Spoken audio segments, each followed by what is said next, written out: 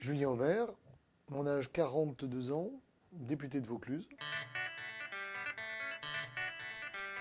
Je suis allé dans un lycée qui s'appelle l'Institution Mélisant, qui était un lycée de Cancre, et je n'avais strictement aucune idée de l'avenir. Mon directeur de lycée m'a dit qu'il fallait préparer Sciences Po, et donc j'ai envoyé un dossier. Et comme j'avais des amis qui avaient fait une prépa HEC, j'ai déposé le dossier dans des prépas.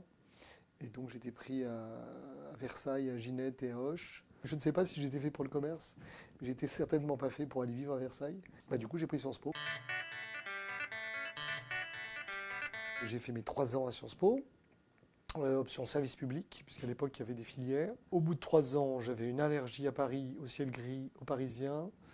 Et donc, j'ai voulu absolument aller aux États-Unis faire mes études.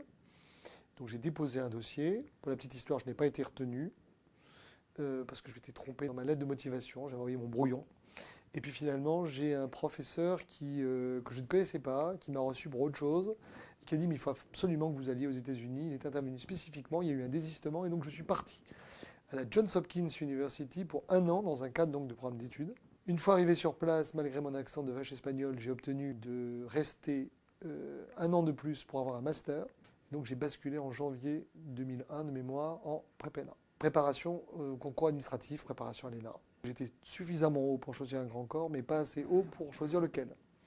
Et donc je suis arrivé à la Cour des comptes en avril 2004, grand corps généraliste, dans lequel je me suis tout de suite plu, parce que ça me semblait être technique et que j'avais envie de devenir un vrai magistrat de la Cour des comptes.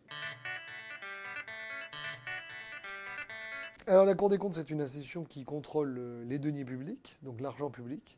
Et puis vous travaillez sur des sujets divers et variés. Moi j'ai travaillé sur les comptes extra-budgétaires des débitants de tabac, la Poste, les réseaux des fiscaux, les contrôleurs fiscaux. J'ai aussi été contrôleur des Nations Unies, parce qu'à l'époque, la Cour des comptes était audit externe des Nations Unies, donc je partais 1 mois par an à l'étranger. C'est une profession où vous êtes assez libre de votre travail, puisque vous avez un plan de travail annuel. Vous avez une clause en décembre où on vous dit voilà, il faut que vous présentiez les rapports. Voilà, et donc ce sont des journées où vous commencez à l'heure que vous voulez, vous terminez à l'heure que vous voulez. Personne ne vient vérifier si vous êtes dans votre bureau. En revanche, au moment où il faut présenter votre rapport, il faut qu'il soit correctement écrit et de bonnes factures quand vous passez devant les conseillers maîtres. J'ai eu une proposition d'un quelqu'un qui avait été mon professeur à Sciences Po et mon collègue à la Cour des comptes, Henri Guénaud, qui était donc conseiller spécial du président de la République, et donc qui m'a un jour convoqué à son bureau pour me proposer d'être conseiller à la mission interministérielle Union pour la Méditerranée, en charge des financements de projets.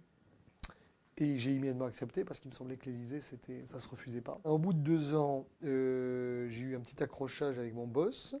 J'ai décidé de démissionner, de rentrer à la cour. Et une fois que j'avais brûlé mes vaisseaux, je me suis dit, maintenant, que vas-tu faire? Je n'avais pas vraiment réfléchi à la suite. Et là, mon meilleur ami que j'ai eu au téléphone m'a dit, mais regarde, dans le Vaucluse, chez toi, c'est créé une circonscription. Je suis descendu par le TGV. J'ai expliqué à mon père que j'avais une idée génialissime de démissionner d'un boulot très bien payé pour me risquer à demander une potentielle investiture pour une élection future. Il m'a traité de fou, mais il m'a un peu aidé. Et ensuite, j'ai été élu. Alors, Sarkozy a perdu, mais j'ai été élu en juin 2012, député de la 5e circonscription de Vaucluse.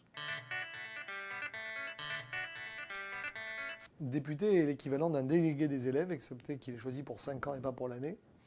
Son travail ne consiste pas à aller voir les profs, mais souvent les ministères. La complexité de cet engagement, c'est que vous devez être à la fois très présent dans votre département, parce que pour bien représenter les gens, il faut les connaître. Et en même temps, votre métier, votre véritable métier est à Paris. Vous devez voter les lois, les amender, essayer de trouver l'intérêt général, parfois défendre les intérêts particuliers des gens de votre circonscription.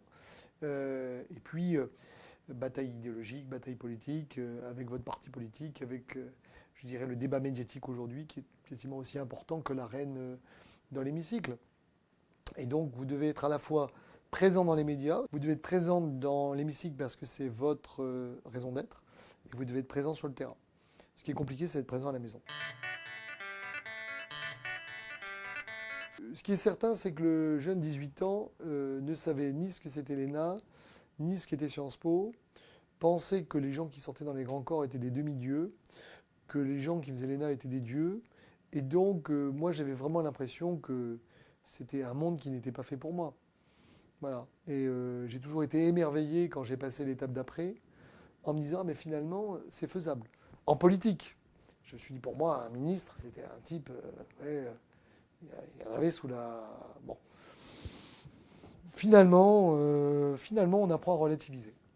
Tout ça pour dire qu'il ne faut pas se brider dans ses ambitions, borné dans ses désirs, infini dans ses vœux. L'homme est un dieu tombé qui se souvient des cieux. Non, malheureusement.